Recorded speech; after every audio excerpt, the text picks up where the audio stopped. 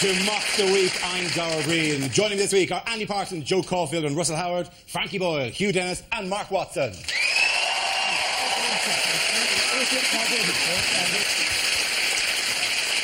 Let's start with headliners. Here's a picture of Conservative leader David Cameron. So what does CSIP stand for? Is it his favourite TV show, CSI Portsmouth? Every week it's the same story, a guy getting kicked to death by sailors. Is it Cameron's strangely invisible policies? He said satirically. Yes. Yes, it is. That's very wild. He did something about the news. Is it conceited, shallow, inbred prat?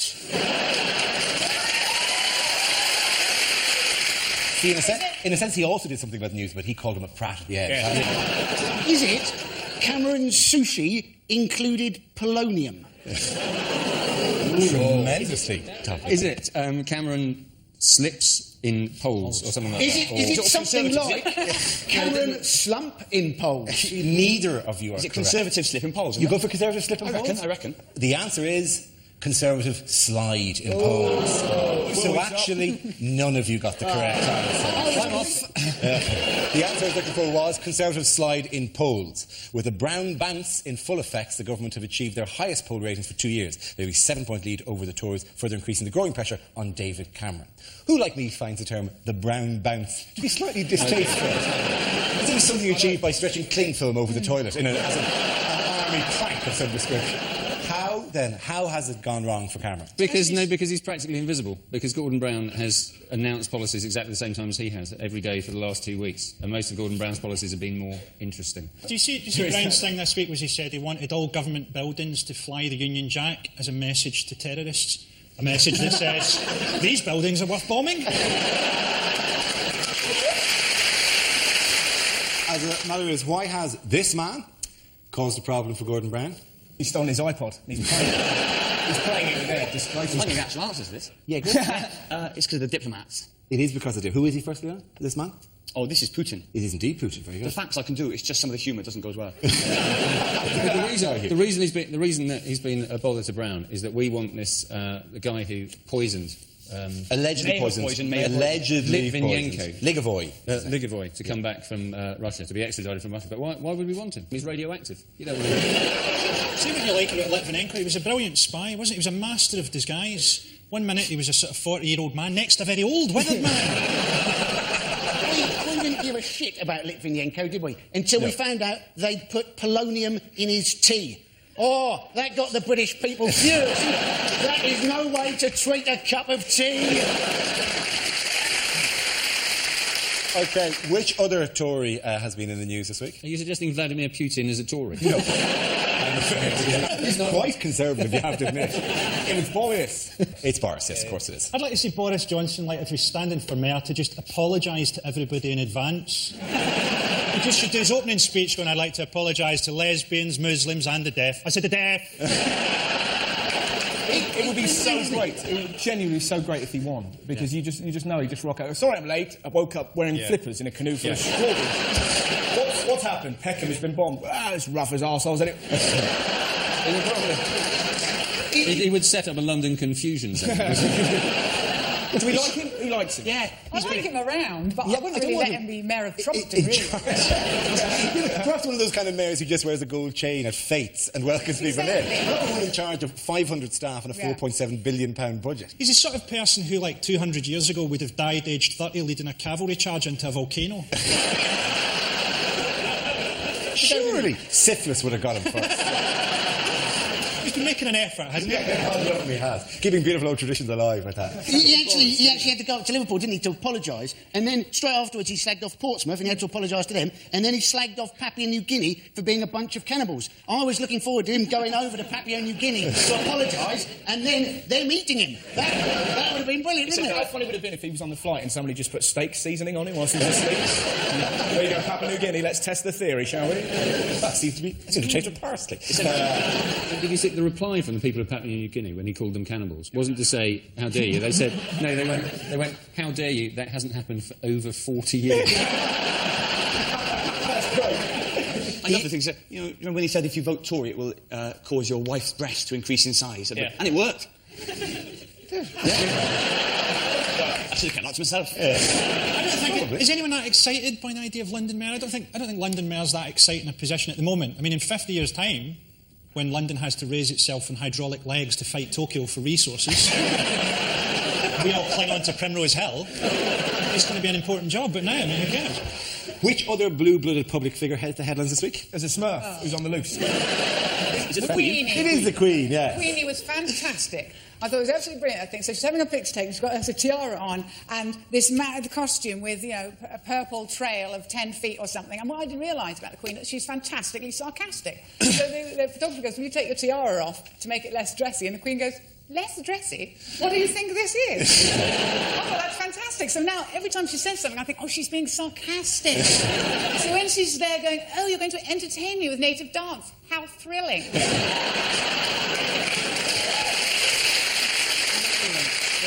What I loved about this story, though, was that the production company have now taken admitted culpability for this, are the same production company who make faking it.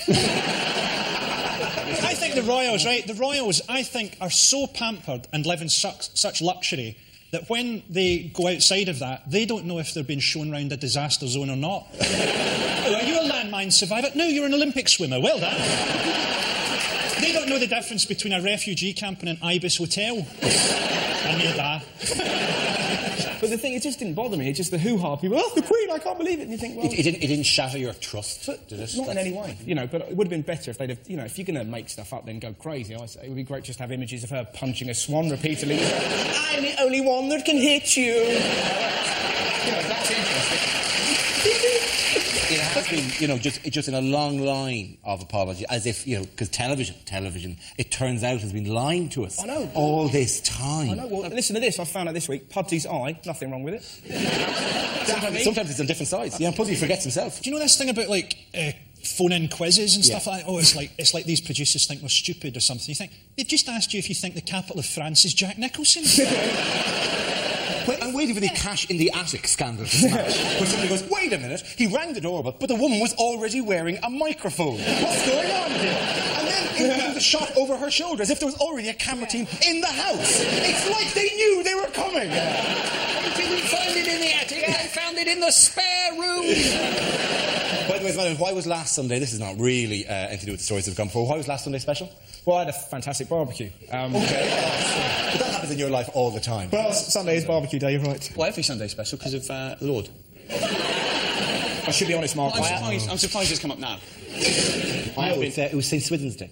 It's going to rain for 40 days. 40 more days. Good news to the people of Hull. So, 40 more days. Which gives us an excuse to show this piece of footage, by the way, which is recorded in Chesterfield in Derbyshire, which is footage taken, actuality footage, we haven't re-edited this in any way, of a heroic police effort during the floods with the full support of the local population.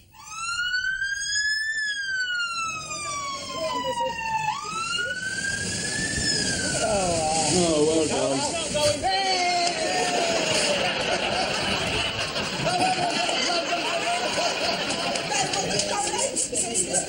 I'm so glad I got that on camera.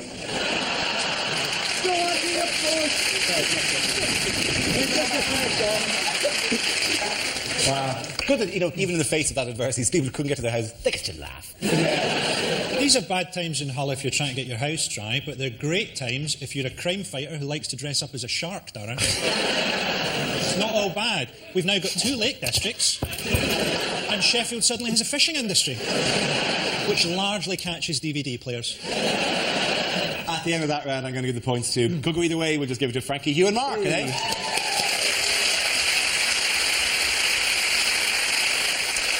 The next round is called Between the Lines and features Hugh and Frankie. Would you please make your way to the press pit? Frankie, this week you are soccer superstar David Beckham introducing himself to the many fans of LA Galaxy.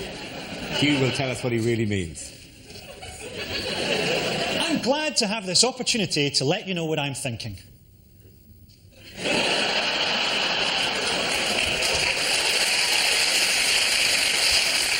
It's great to have left Real Madrid.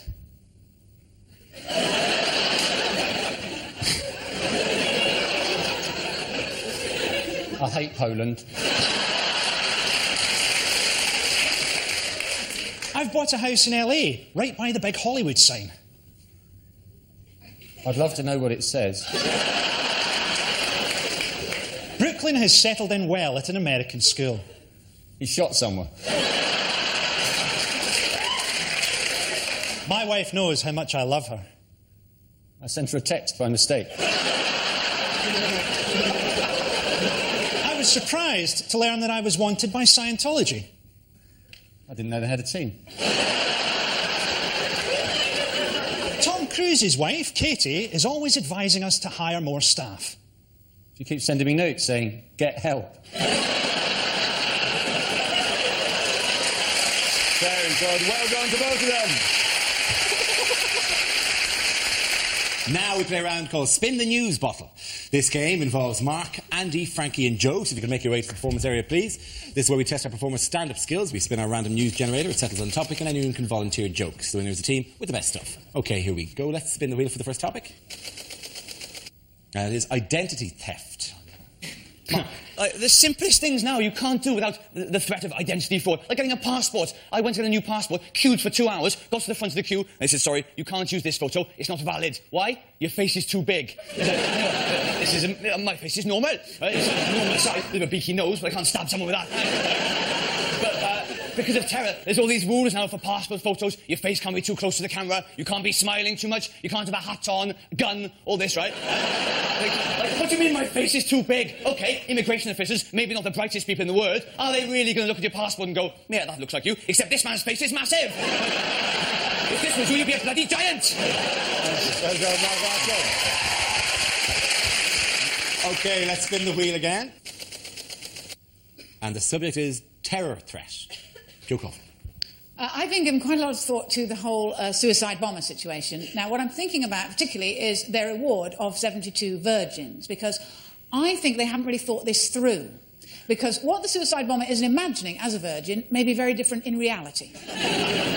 Because do you know who's also a virgin? My Auntie Joyce in Dublin. She's 67 and lives with 14 cats. I don't think that's what they've got in mind. But I think that would truly be divine justice. You blow yourself up, you get to heaven, what's your reward? My Auntie Joyce. And she's keen. She's waited a long time. When you've done me, there's 71 of my friends from the church need doing as well. You'll have to do Bridget from behind. She's on a Zimmer frame now. Joe Coffin. That leaves us with Andy and Frankie. What's the next topic? Topic is drugs. Andy's in. Now, it seems only 27 people in Britain died from taking ecstasy last year, right? 50 people died from swallowing a bee. 72 people died attempting DIY in their own home. So how come we haven't also got campaigns, bees, don't swallow them, and shelves, just say no. Andy Parsons. Let's see what Frankie has left. Topic is celebrity. Yeah, I've got a bit of an insight into this because I've got to that stage in Scotland where people recognise me but they don't know where from. So last week I got followed by two guys who thought that I was the wee bear from Bo Selecta.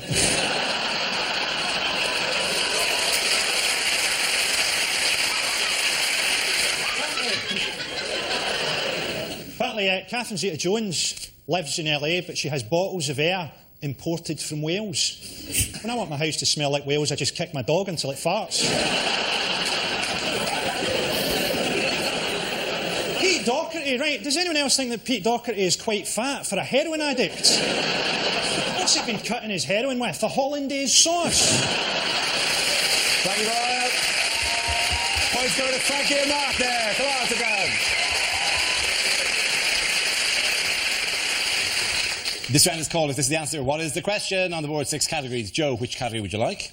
Sport. Your category is sport. The answer is 250,000. Is that the amount of Iceland dinners the robbers took from Kerry Katona's house? I think there's a point where they came in. Do you have anything other than drumsticks? Is there anything that isn't breaded? What world ranking is the British tennis number 5? Is it how many many calories in a Scottish salad? What position did I finish in the 1987 Henley School Sports Day obstacle race? Because I got stuck in the sack, but it didn't traumatise me at all. I don't even care now. Is it, if you phone up British Telecom, which position in the queue are you likely to be? What percentage of people failed O-level maths? Is it? I'm gonna ask you to speed towards the correct answer. It's sport, isn't it? Is it to do with Beckham? It is to do with Beckham. How many shirts do the Americans claim that Beckham has sold? That's absolutely right. Well done, Russell. Congratulations. The question I was looking for is how many Beckham replica shirts are LA Galaxy already claiming to have sold? He's wearing that the wrong way round. He is. That's the first thing. Does anyone think that Beckham actually knows he's in America? I think he just runs after a ball and all he notices is that occasionally it gets warmer. I don't think he even knows he's rich. He's like one of those cats that its owners left a fortune to. Did you see how they launched themselves in America with that photo shoot? Did anyone see those pictures of them? With her. I mean, but for their children, it's sad, isn't it? Because here's Mummy looking like a whore and Daddy like a rent boy. I mean, she looks like she has a dump about once every 4 years. It's probably how Beckham can tell that there's a World Cup coming up. The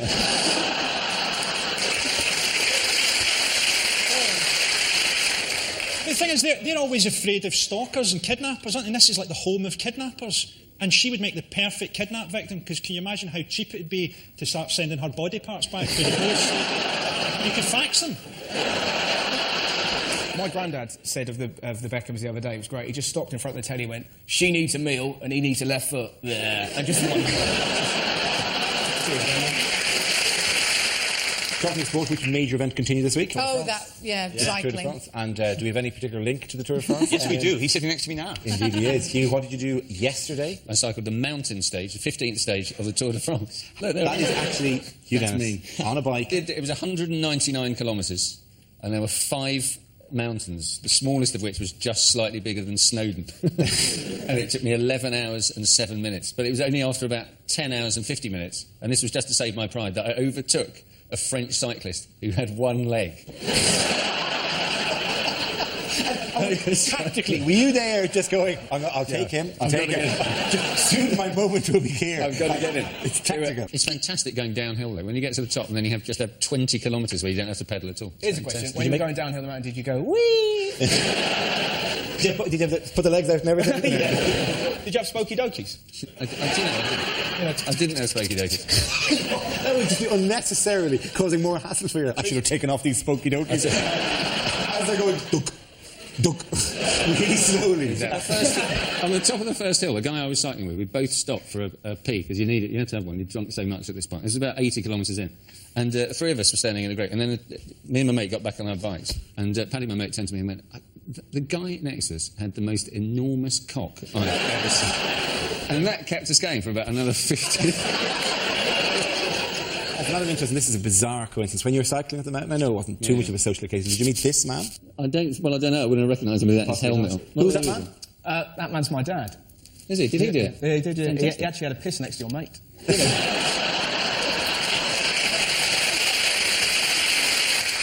One start. A meeting occurred during this week. I'll give you Bao Shi Shun. Oh, no. It's the world's tallest man. And It the is. world's, and the world's And he met the shortest man in the world, yeah. Well, OK, this is the meeting. It should be pointed just for clarity. Bao Shi Shun, the world's tallest man, 7'9", met a man called He Ping, who is not the world's shortest man, is applying to be the world's shortest, because there are a series of interviews. It's like The Apprentice. We have to go, how much do you really want this? He does look like he's thinking, has anybody got 2 slices of bread? It's a fantastic story. There were some dolphins in Beijing Zoo that had plastic shards deep in their stomachs, and apparently they got his hands in there and he pulled out the plastic shards. You're absolutely right. Yeah, everyone thought it was great. About it. Everyone found out about him, and up to this point he'd been living in a cave. A woman saw him on air and just went, yeah, massive cave. His legs were sticking out. That's where he lived. But a woman saw it and went, oh my God, that's the man for me, and now he's in love. It's fantastic. Has he got married? He has got married. Yeah, he got married. Yeah, she's 5'6". This is himself and the wife. I like the thought that when he went down on one knee, it'll have been the first time that she saw his face. It's a real fairy tale romance, isn't it? A beautiful woman being stolen by an evil giant. went on their honeymoon now and they see this. But he could always just put the TV off without getting out of bed. Do you want to get something from the minibar as well? That seagull's really annoying me. Is it? Thwack. At the end of that round, ladies and gentlemen, and nothing to do with what was said, I think we really have to give the points out to Frankie, Mark and Hugh.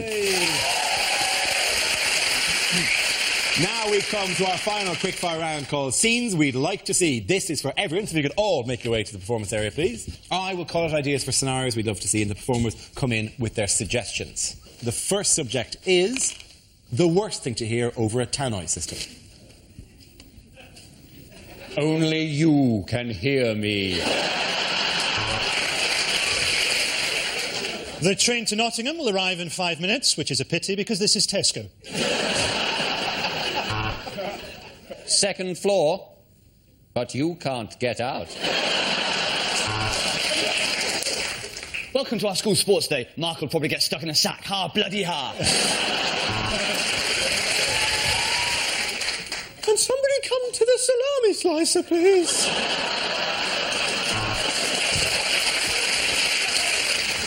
If anybody has found a Vicks inhaler... Ladies and gentlemen, we all know there will be a bomb on the tube, but will it be today?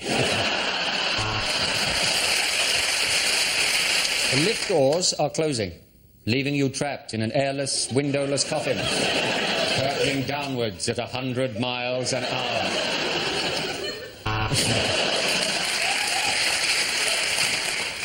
Would the parents of the child that fell into the tiger enclosure please come to lost property to collect her shoes?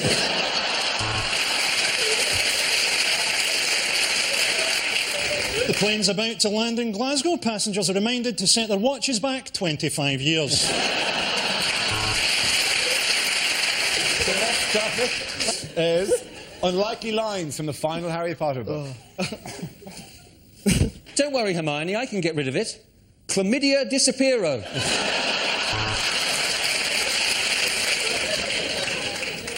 OK, Hermione, said Harry, unbuttoning his zip. I'll show you a really magic one. Harry had always thought that he'd meet his death at the hands of Voldemort, so imagine his surprise when the doctors told him that he was HIV positive.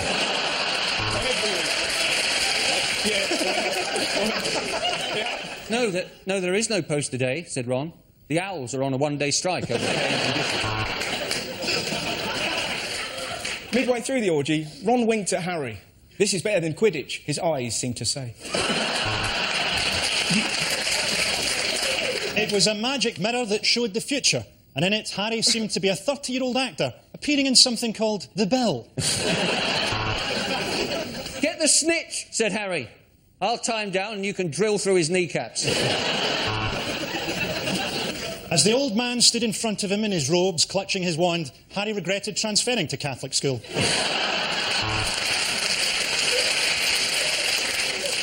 I'm sorry, Harry. I'm having a baby, and it's yours, said Professor McGonagall. Then Harry said something, Hermione said something. Oh, who cares? I'm minted. At the end of that round, ladies and gentlemen, I have to give the points there to Frankie, Hugh and Mark.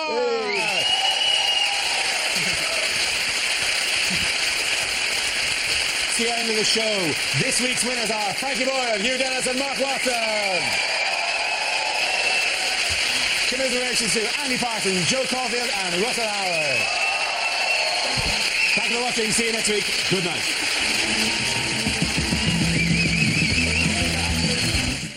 More Thursday night comedies to come. The Space Force trapped in a hideous reality TV show with Hyperdrive next. Then curmudgeonly old geezers Jack and Victor are out on the pool in Still Game at 10 here on 2.